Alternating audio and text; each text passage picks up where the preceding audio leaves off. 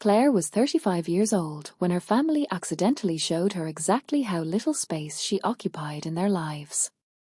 It happened 3 weeks before Christmas. She was alone in a Fairfield lodge outside Hartford, eating cold takeout noodles at the tiny desk in her room while reviewing bridge inspection reports. Her phone buzzed once on the nightstand. Then again. Then 5 more times in quick succession. At first, she ignored it. By the time she picked it up, the damage had already been done. A group chat she had never seen before sat open on her screen. A Christmas tree emoji. The word family. Another emoji beside it. 47 unread messages. And every single one of them was about a holiday gathering they were carefully planning without her. Claire stared at the screen while the room around her seemed to shrink inch by inch. Her younger sister Vanessa had already sent a second message privately. Oops. Wrong chat LOL. Just ignore that. Too late. Claire was already scrolling. The first few messages looked harmless enough. Marcus asking whether Christmas Day still worked for everyone. Their mother Evelyn confirming the menu. Their father Richard sending a thumbs up emoji. Normal. Then came message 11. Just tell Claire the wrong date again like last year. Claire stopped breathing for a second. Her thumb hovered over the screen. She kept reading. We need the house empty before the walkthrough. Don't let her find out. She never does anyway. And then her father, the quiet man who once taught her how to change a tire in the driveway when she was 16, responded with nothing but a laughing emoji. That hurt more than words. Claire set the phone down carefully on the desk beside her food container. Then she picked it back up again because some part of her still wanted proof she hadn't misunderstood. 47 messages. Not one invitation. Only instructions on how to keep her away. The hotel room suddenly felt too warm. The stale smell of takeout and industrial carpet pressed against her lungs while she stared at the screen glowing in her hand. For years, she had convinced herself the distance wasn't intentional. People got busy. Families forgot things. Schedules changed. That was what she told herself every time she mailed birthday gifts nobody acknowledged. Every time she drove hours to help with emergencies but somehow missed every celebration. Every time she stood outside emotional doors nobody bothered opening for her. Last Christmas, they had told her dinner was on the 28th. She arrived carrying homemade potatoes and a bottle of wine. The house was dark. Locked. Empty. When she called Evelyn, her mother answered with soft surprise in her voice. Oh, sweetheart, didn't anyone tell you? We ended up doing Christmas on the 25th. Claire remembered standing on that frozen porch, holding the warm dish against her chest while snow drifted quietly across the yard. She had apologized. Apologized. As if exclusion required her permission to hurt. Back in the hotel room, she continued reading. Then one message made her stomach tighten. Closing is the 26th. Just keep Claire away until then. Closing. A house closing. 2 messages later, Evelyn mentioned a realtor and a buyer walkthrough scheduled Christmas afternoon. Claire leaned back slowly in the chair. Only one house in the family mattered enough for secrecy like this. Eleanor's house. The yellow 2-story place on Willow Lane with the wraparound porch and white railings. The only place Claire had ever felt completely safe. Her grandmother Eleanor had let her stay there years ago when money was tight during college. She made coffee every morning before sunrise and never once made Claire feel like a burden. And before Claire left that summer, Eleanor had pressed a heavy brass key into her palm. "This will always be your home," as she had said quietly. Claire still carried that key. Even now. Her fingers moved automatically toward her bag beside the bed. When she wrapped her hand around the cold brass, something inside her shifted. Not anger. Not revenge. Something calmer. More dangerous. Because for the first time in years, Claire stopped trying to explain their behavior away. They weren't forgetting her. They were organizing around her.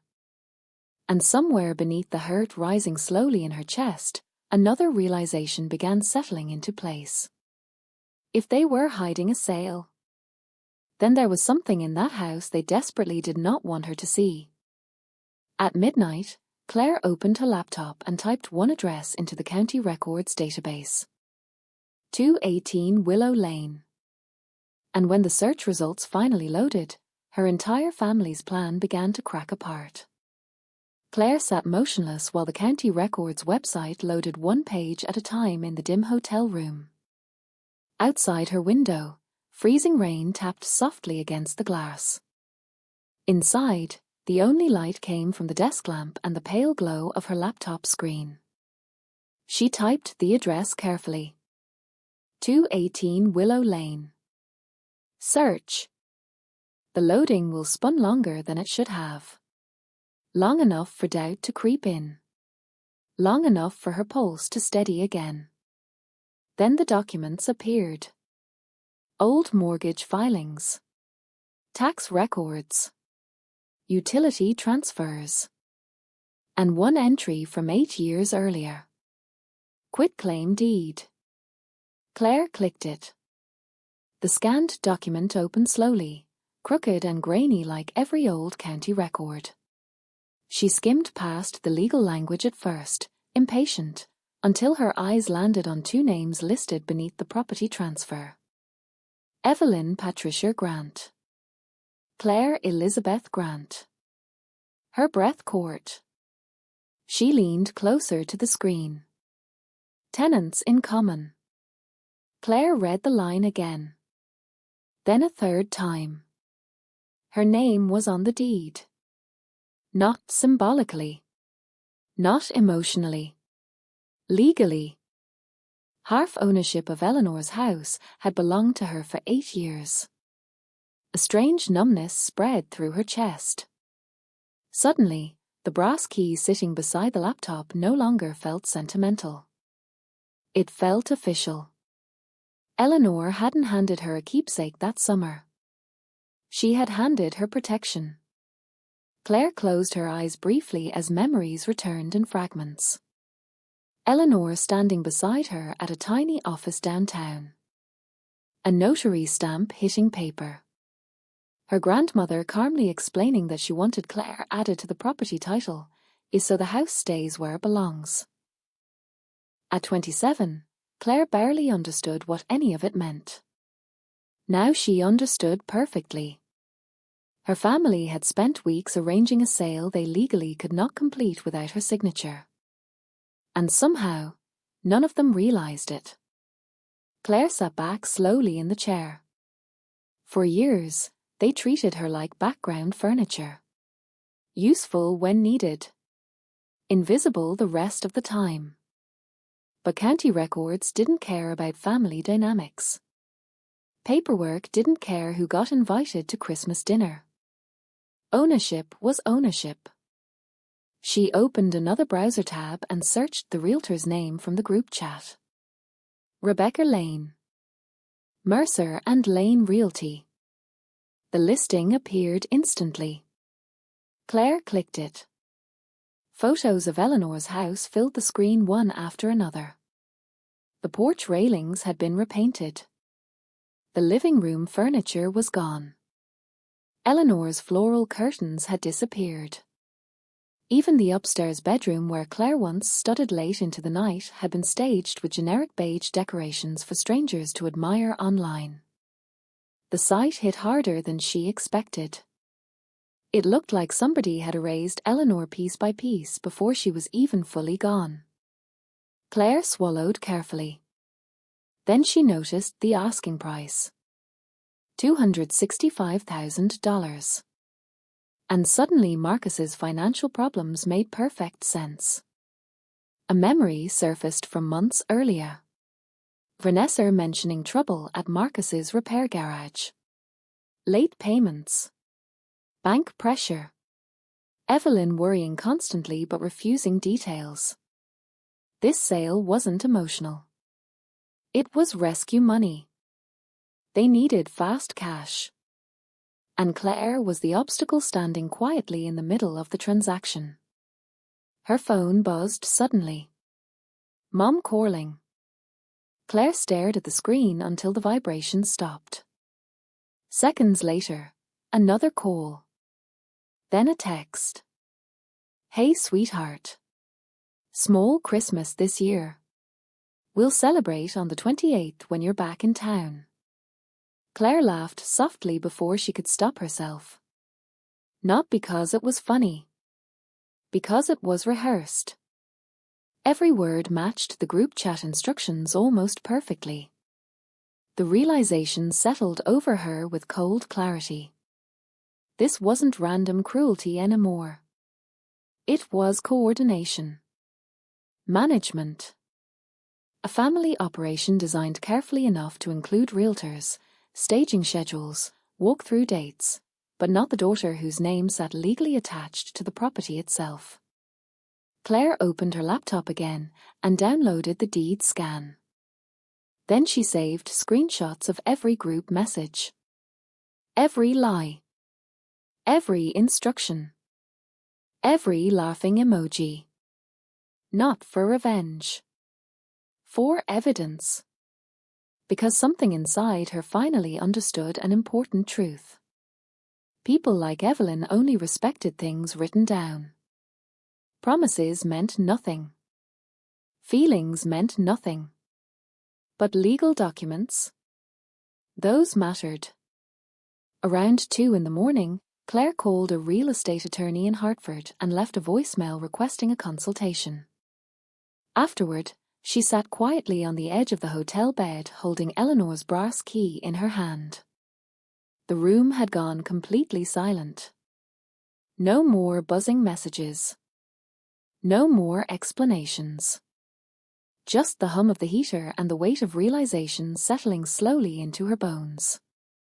For years, Claire thought being useful was enough to earn love. Now she understood something Eleanor had known long before she did. Useful people still get discarded when convenience matters more than affection. Unless they own part of the house. Claire looked down at the brass key resting against her palm. Then back toward the glowing deed on her laptop screen. And for the first time since reading the group chat, she stopped feeling powerless. Because Christmas morning was coming. And so was the closing date. The attorney called Claire back the next afternoon while she stood beneath a half-finished bridge inspection site wrapped in a reflective safety jacket. Cold wind whipped across the steel beams while trucks groaned below. Miss Grant, the lawyer said calmly, if your name is on that deed, the sale cannot legally close without your signature. Claire closed her eyes briefly. There it was. Confirmation. Solid. Measurable. Real. Not emotion. Not family interpretation. Lore. She stepped away from the construction crew and listened carefully while the attorney explained title searches, ownership interests, and why no legitimate closing company would approve the transfer without her consent. Your signature is structural, he told her. Without it, the entire transaction stalls. Structural. The word settled deep inside her. That was her language. Load-bearing points. Failure risks. Invisible supports nobody noticed until something collapsed. For years, Claire had been exactly that inside her family. Invisible support. Quiet reliability. Useful when needed. Ignored when not. Now, Suddenly, she was the one piece they couldn't remove. That night back at the Fairfield Lodge, Claire drafted an email to the realtor. Professional. Calm. Precise. No anger. No accusations. Just facts.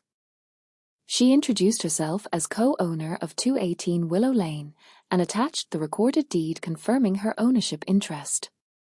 Then she requested clarification regarding the pending sale process. Before sending it, she reread the message 3 times. Not because she doubted herself. Because she wanted every sentence to sound unemotional enough to survive scrutiny. Then she hit send. 4 hours later, Rebecca Lane called. The realtor's voice carried the strained politeness of someone realizing a deal worth hundreds of thousands of dollars might be collapsing in real time. Miss Grant, she began carefully, thank you for reaching out. I've reviewed the deed and contacted the title company. Claire remained silent. Rebecca continued. At this stage, the closing cannot proceed until your ownership status is formally addressed. Claire stared through the hotel window into the dark parking lot below. Cars covered in freezing rain. Yellow streetlights. A lonely vending machine glowing beside the ice dispenser. Meanwhile, somewhere back in Ashton Creek, her family was probably decorating Eleanor's house for a Christmas gathering she was never supposed to attend. I understand, Claire said evenly. Rebecca hesitated. Have the other owners discussed the transaction with you? The wording almost made Claire smile. Other owners. Not family. Not mother. Owners. No, Claire answered. I learned about the sale through unrelated circumstances. A long pause followed. Rebecca understood more than Claire actually said. Real estate professionals heard family disasters every day. Understood, the realtor replied quietly. I'll need to notify the seller and suspend current closing preparation. Suspend. Another beautiful word. Claire thanked her politely and ended the call. Then she sat very still for several minutes afterward. Not triumphant. Not emotional. Just steady. Like a bridge finally settling onto correct supports after dangerous pressure. 2 days later, Evelyn emailed her. The subject line read, Estate clean-up documents. Claire already knew something was wrong before opening the attachment. The PDF contained 5 pages. Page 1 looked harmless enough. Dense legal language. Transfer details. Property references. By page 4, her stomach had hardened into stone. Signature line highlighted in yellow. Her name waiting beneath the sale agreement. And on the final page, the distribution breakdown. 100% of the proceeds routed directly into Evelyn's account. Nothing allocated to Claire. Not even a symbolic percentage. They intended to erase her ownership completely and walk away with every dollar. Claire stared at the screen for a long time.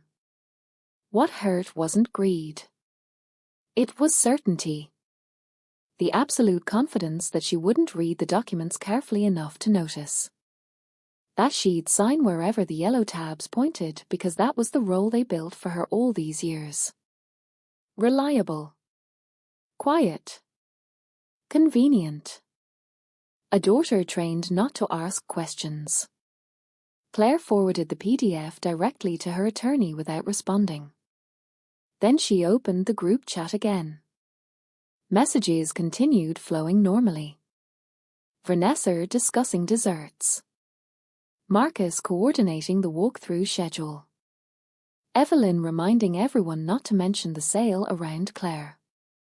As if she were a problem to manage instead of a person. Claire rested her head against the chair slowly. For a moment, exhaustion hit harder than anger. Not because they lied. Because they lied so comfortably. Like breathing. Like habit. Then her eyes drifted toward Eleanor's brass key beside the laptop. Warm light reflected softly off the worn metal. And suddenly Claire understood something that made her chest tighten painfully. Eleanor saw this coming years ago. Maybe not every detail. Not the fake invitations or the hidden paperwork. But the pattern. The shape of exclusion. She knew Claire would eventually need something stronger than love to protect herself. So Eleanor gave her ownership instead. Not sentiment. Not promises. Paper. Claire wrapped her hand around the key and opened the group chat one more time. Then she typed a single sentence into the draft field. Merry Christmas. Your realtor will explain the rest. She didn't send it yet. But seeing the words there made something inside her finally go quiet. Christmas morning was 6 days away. And by then, the title company would already be waiting. Claire finished the bridge project 2 days before Christmas and drove back to her apartment in Hartford through freezing rain and grey winter skies. The entire drive felt strangely peaceful. Not because the situation was resolved. Because for the first time in years, she finally understood exactly where she stood. There was relief in certainty. Even painful certainty. When she reached her apartment that evening, she unpacked slowly, watered the dying plant near the kitchen window, and placed Eleanor's brass key beside the manila folder holding the deed copies. Both objects looked ordinary. Neither one was. Outside, snow drifted softly across the parking lot while Christmas lights blinked from neighboring balconies. Inside, Claire opened the family group chat one more time.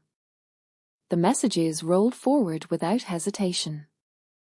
Marcus posted a picture of the dining room already decorated at 218 Willow Lane. Vanessa added heart emojis beneath it. Evelyn replied, "Tomorrow is going to be perfect." Then another message followed immediately after. "And remember, nobody mentions Claire. She still thinks Christmas is on the 28th. Claire stared at the words for several seconds. Nobody mentions Claire. 3 simple words. 3 words that somehow summarized an entire lifetime. Every forgotten invitation. Every delayed phone call. Every birthday acknowledged 2 days late. Every locked emotional door disguised as misunderstanding. It had never been accidental. It was policy. Carefully maintained silence. Claire locked the phone and set it face down beside her tea.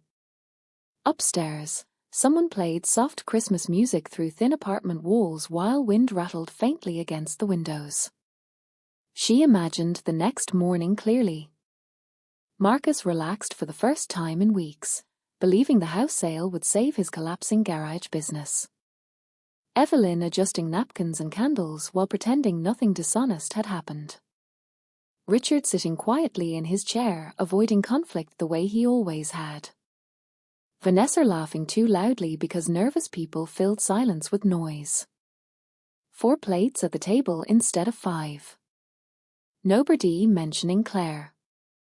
And somewhere in the middle of that comfortable certainty, her message would arrive. Not emotional. Not dramatic. Just undeniable. Claire slept surprisingly well that night. At exactly 7:12 Christmas morning, she woke before her alarm. The apartment felt completely still. She made coffee, wrapped herself in a blanket, and sat at her desk beside the window. The group chat was already active. "Merry Christmas, everyone." From Vanessa. A photo of cinnamon rolls from Evelyn. A Santa emoji from Richard. Then finally, a carefully staged picture of the dining table. 4 white plates. 4 wine glasses. 4 folded red napkins.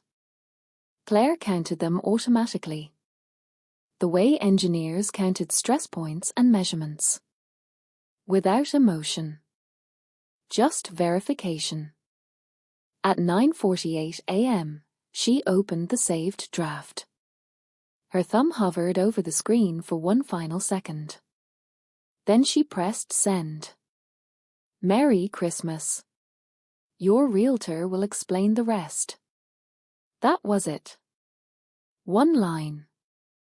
1 period. Claire set the phone down beside her coffee and waited. The response was immediate. Not words. Silence. The typing bubble appeared beneath Vanessa's name. Disappeared. Then Evelyn's. Gone again.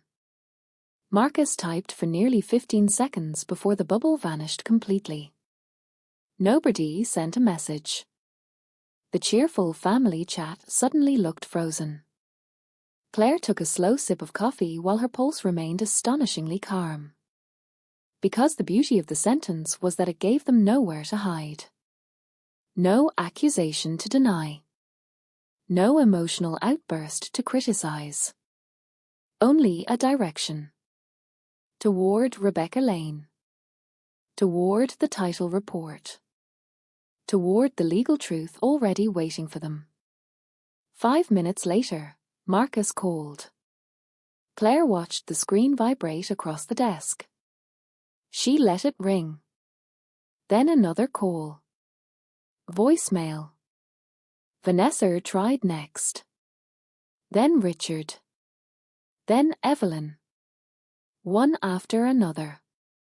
By 10:10 a.m., her phone barely stopped vibrating long enough for the screen to darken.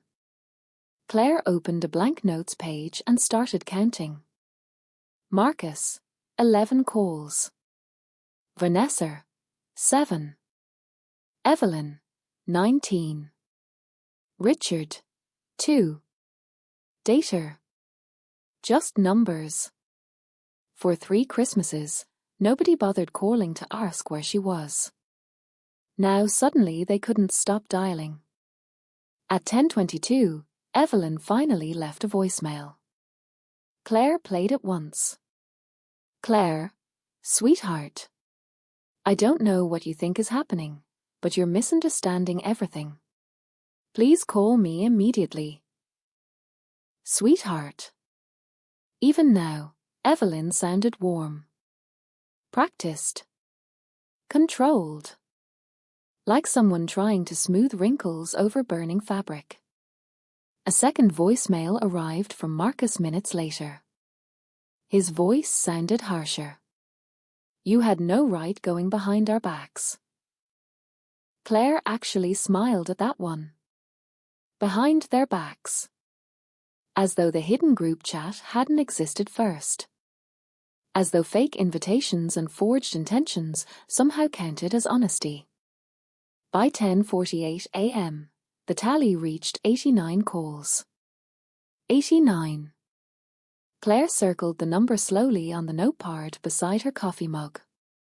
Then she stared out the snowy apartment window while her phone buzzed again and again across the desk.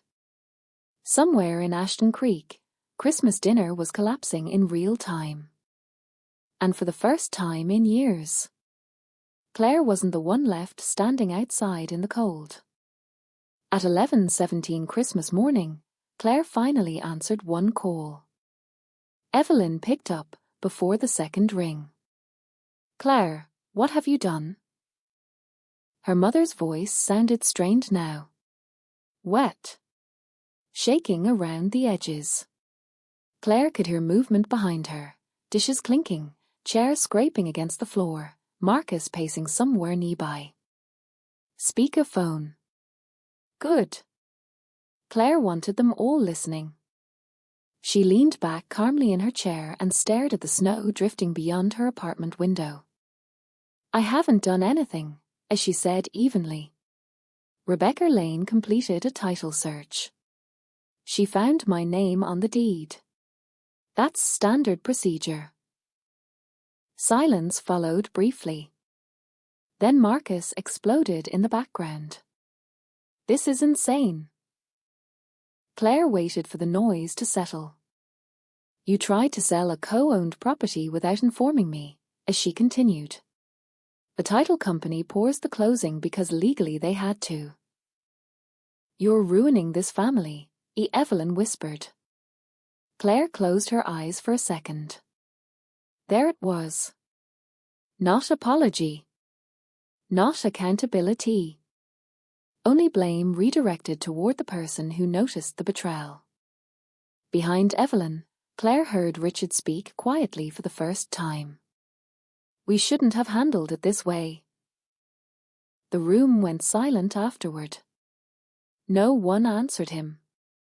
Not even Evelyn. Claire realized then that Richard probably understood exactly when things crossed the line. He simply lacked the courage to stop it. Marcus grabbed the phone next. You haven't lived in that house for years, he snapped. Nan would have wanted us to keep it in the family. Claire let the sentence hang in the air for several seconds before replying. She did keep it in the family, Claire said softly. She put my name on the deed. Another silence. Sharper this time. Because nobody could argue with paper. Evelyn came back onto the line quickly, voice trembling harder now. We were going to split the money eventually. Eventually. Claire almost laughed. When? She asked quietly. Before or after you tricked me into signing everything away? No answer. Only breathing. Heavy. Uneven. Cornered. Claire glanced toward the manila folder beside her desk. The fake estate paperwork still sat inside. Yellow signature tabs waiting politely beside the spaces where they expected obedience. They were routine documents, Evelyn tried weakly. No, Claire interrupted calmly. They were sale documents transferring my ownership for zero compensation. Again, silence.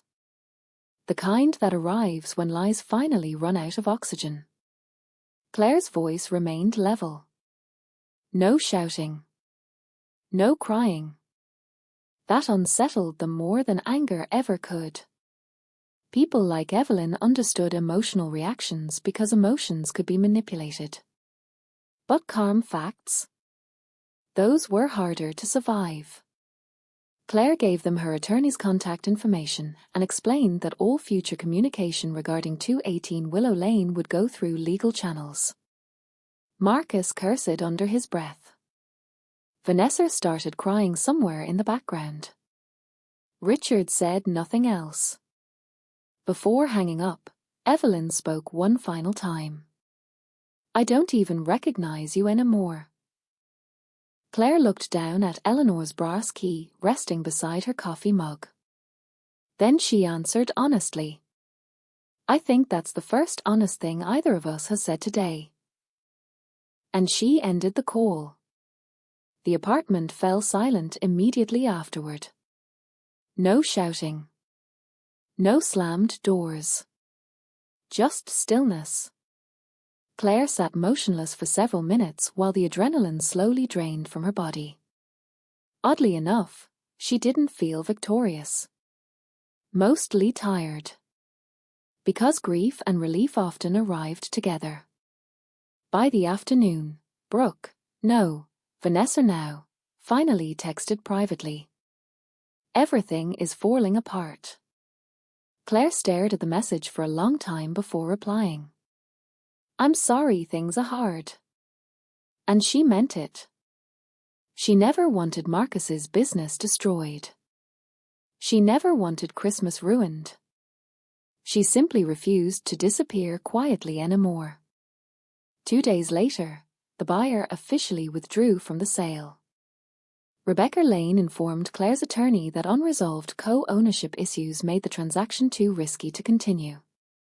Without the house money, Marcus's repair garage defaulted on its bank loan in January. The pressure inside the family worsened fast. Vanessa called twice crying. Richard texted once asking if they could have fixed things privately. Evelyn never apologized. Not once. In February, mediation was scheduled through the attorneys. Claire almost cancelled 3 different times. Part of her still wanted to avoid conflict the same way she always had. Stay quiet. Keep peace. Accept leftovers. But every time doubt surfaced, she remembered standing outside Eleanor's dark house last Christmas holding cooling potatoes in frozen hands while her family celebrated without her. And then she remembered the deed. Eleanor had known this moment would come. That was why she prepared for it years earlier. Not with emotional speeches. With paperwork. The mediation took place on a rainy afternoon in March inside a conference office downtown. Claire arrived first carrying the manila folder and Eleanor's brass key tucked quietly inside her coat pocket. When Evelyn walked into the room, their eyes met briefly. For the first time in Claire's life. Her mother looked uncertain. And suddenly Claire understood something powerful. People who spend years dismissing you rarely expect boundaries. Especially legal ones.